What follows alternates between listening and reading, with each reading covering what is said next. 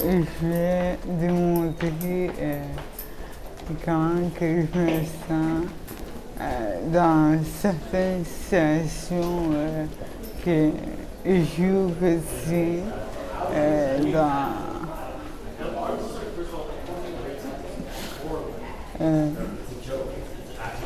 dans mes interactions à l'extérieur de mon domicile. Je par sortir les émotions que je vis intérieurement par rapport à des situations que je ferais qualifier de décourageantes. Puis, jusqu'à un certain moment, essayer de donner plus de temps d'être confronté à ces situations-là jour à jour. Puis, mon but, c'est avant tout de sensibiliser les gens par rapport à ce que je peux ressentir. Face à leur insouciance, leur indifférence, par exemple. Inconsciemment, ils s'en rendent compte, mais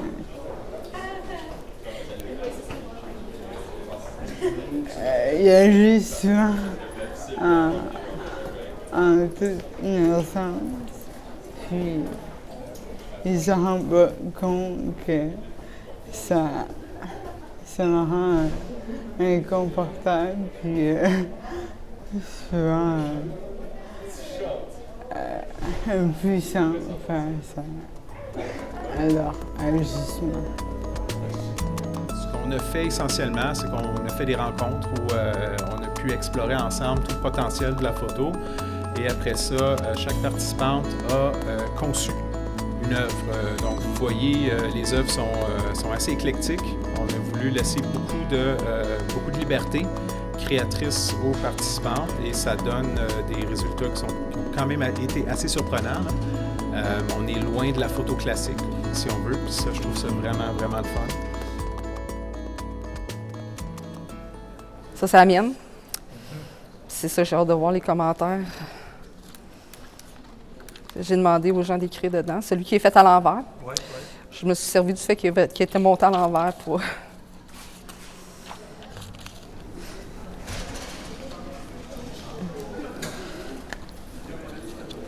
Le chemin de la vie est une zone grise constante, mais parsemée de moments avec des éclaircies, il faut avancer. Ça, c'est cute. Innocence peu. Quand je vois ça, je me sens bien. Ah, c'est le fun. Donc, c'est bien la première fois que tu vis tout seul. Oui, vraiment. Dépression, mal vivre, exactement. Sur le chemin de la connaissance, quelle famille? Être ou paraître? Belle famille. Oh, j'ai des commentaires. Mes petits loups, mes petits amours. La chute, cette image évoque en moi ma passion pour le voyage, Paris. C'est drôle parce que vraiment là-dessus, ce que j'ai voulu représenter, c'est un bagage psychologique. Mais la plupart du monde vont voir un voyage.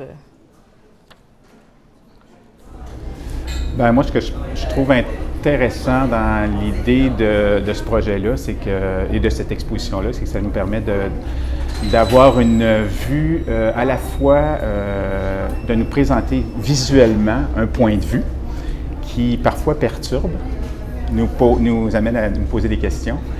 Et notamment aussi dans les œuvres qui sont qui ont une partie écrite, qui nous permet aussi d'aller explorer, je dirais, ce qui se passe dans la tête des personnes qui vivent la situation de handicap. Ce qu'on n'a pas souvent l'occasion de faire si on ne connaît pas de personnes autour de nous qui ont une limitation. Alors cette exposition-là ouvre une petite porte, une petite fenêtre, fait un peu de lumière sur ça peut être quoi la réalité d'une personne qui vit un handicap. Ça, je trouve ça intéressant, ce point de vue. quand on est dedans l'expérience, on croirait pas que c'est grandiose, mais ici, là, où est-ce que je me trouve, on dirait que j'ai fait une grande expérience, puis ça paraît pas du tout, mais on dirait que j'ai avancé artistiquement dans ma tête avec mon TDAH.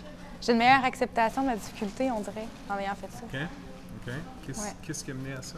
Je ne sais pas. On dirait qu'on a rendu ça beau, on a rendu ça normal d'être TDAH. On a mis de la valeur à ça. C'est bon, ça? Oui. Est-ce que... qu'est-ce que ça te fait de le montrer en public? Je suis gênée.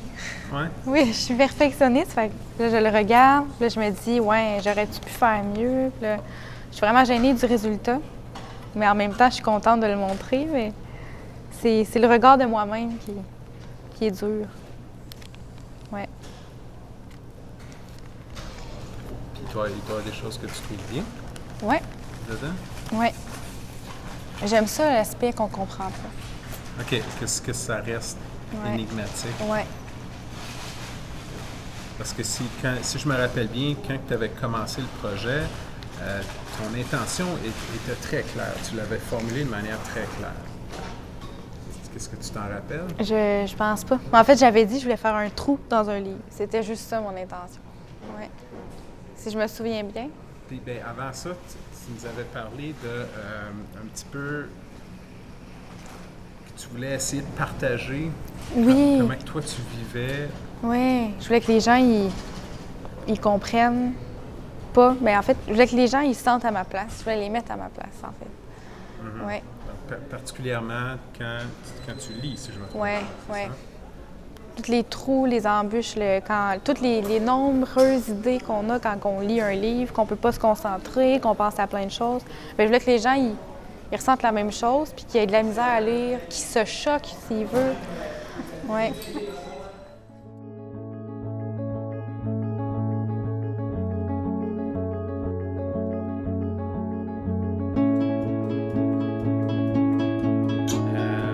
Est-ce qu'il y a une pièce en particulier qui t'a... Bien, j'avoue que la pièce de, je me souviens pas de son nom, elle est l'étudiante là, au petit cégep de Jonquière, Véronique, je crois. Oui, c'est venu me chercher aussi, tu sais, la détermination puis la force qui ressort de ce petit bout de femme-là. Il y a des œuvres aussi, là. Bien, chaque œuvre a eu son petit quelque chose là, qui est venu me chercher, mais ceux qui livraient vraiment un message personnel, tu sais, à travers soit les petits livrets qui venaient avec ou l'histoire qui était plus partagée encore. Oui, ça, c'est venu me chercher beaucoup, beaucoup. Hier, je faisais le tour des œuvres, justement, et quelques fois, j'ai eu les yeux dans l'eau. Est-ce que c'est quelque chose qui te touchait personnellement? Oui, il y en a qui venaient me toucher personnellement. J'ai vécu moi-même, tu sais, je vis moi-même avec un petit garçon qui est handicapé, donc c'est sûr qu'il y a des situations là, qui sont venues me chercher aussi. Là. Puis de voir la résilience de tous ces étudiants-là aussi, ça me faisait juste dire « wow ». Bonjour la directrice, ça va bien? Ben oui, c'est une belle photo. Oui, c'est belle. Ça dit ce que tu as écrit sur ta photo. Bonjour. C'est mon frère. J'imagine. Bonjour. Ben, là, je me disais, c'est pas le grand-père, il n'a pas l'air du frère. Il y a sa photo, là. Il y a sa photo. Oh, il est sensible, lui. Oui, c'est un gars sensible. Ah ben, là, lui, sa sœur est là. Juste à côté de Vincent, c'est ma sœur. Dans le fond, mon projet, c'est la photographie classique, donc c'est des portraits de personnes. Puis j'ai décidé de prendre 9 portraits sur 9 personnes, 8 personnes différentes de mon entourage et moi. Puis ces 8 autres personnes-là ont un parcours qui ont eux aussi un handicap différent. Puis ils se sont relevés et se sont surpassés malgré leur handicap. Donc, par exemple, je vais prendre une au hasard, Marie-Philippe. Elle a un trouble anxieux généralisé. Elle faisait des nombreuses crises de panique, puis malgré ça, elle a décidé de partir toute seule 3 mois de temps en Arizona, à faire le tour des États-Unis pour vaincre son anxiété, vaincre ses crises de panique, pour être capable de se surpasser. Fait que ça, je trouvais ça beau. Il y en a une autre aussi, c'est justement Émile Viodo, qui est mon beau-frère. Lui, il a un déficit d'attention avec hyperactivité, mais extrême. Ça le nuit au secondaire. Puis maintenant, c'est rendu un artiste émergent qui est une relève, qui va faire sûrement partie de la disque l'année prochaine, qui va être une révélation, qui fait le tour du Québec. Fait que il a pris son handicap, puis il est allé au-delà de ça. Puis c'est une personne humble, que jamais on devinerait son artiste, qui est un artiste. Fait que c'est vraiment des personnalités qui sont vraies, qui sont authentiques. Donc j'ai décidé de les mettre en valeur par la photo.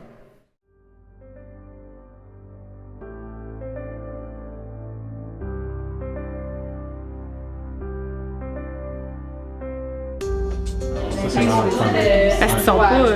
Souvent, quand on les a suivis, ils s'ouvrent sur leur diagnostic. C'est pas tabou, c'est rare qu'on fait. On n'est pas confronté à ça souvent avec nous quand ils ont confiance. Là, fait que j'imagine que par l'art, c'est intéressant de les faire. Ils sont fiers. Là, on le voit, là. C'est ça. Ouais. Ça donne des beaux projets. C'est pas parce qu'on on apprend encore plus sur eux autres. Même si on les connaît, des fois on les connaît depuis longtemps parce que quand ils sont au cercle, des fois leur cheminement s'allonge aussi. Mais en fait, je trouve que c'est un très beau projet, c'est une initiative. On arrive à aller chercher la sensibilité des gens. C'est une belle exposition. C'est des œuvres plus grandes que je pensais, en fait, plus volumineuses. Ça, c'est chouette. Puis je pensais que c'était exclusivement de la photographie, mais je vois qu'il y a comme d'autres types de supports, d'autres types de projets.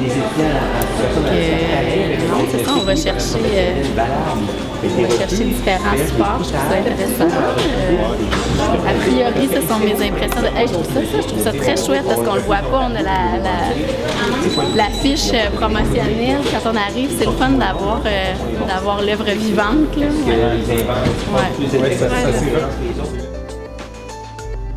C'est super important de leur donner aux autres personnes aussi un aperçu sur leur vie parce que c'est des gens qui font partie de notre communauté, qu'on en parle ou non, qu'on les voit ou non, mais c'est vraiment un bel outil pour pouvoir commencer et recommencer à en parler, puis de parler d'inclusion, puis de parler de leur quotidien. Donc, je pense que c'est un super bon projet, puis on devrait le recommencer parce qu'on a 850 élèves à Dawson qui font partie de l'Accessibility Center sur 10 000, puis là-dessus, c'est sûr qu'il y en a plus qui sont pas diagnostiqués, qui viennent pas chercher des services, mais qui en ont quand même une diagnostic, qui ont des problèmes quotidiens anyways.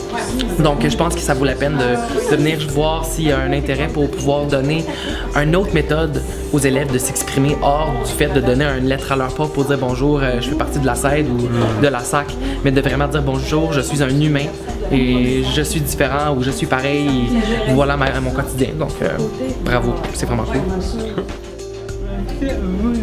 Vous êtes invité à présenter nos réalisations, nos œuvres. Nous allons mettre ça en Merci. Merci. C'est ça, donc je voulais remercier les gens qui sont ici, puis je voulais prendre le temps de remercier les gens qui sont dans ma vie aussi.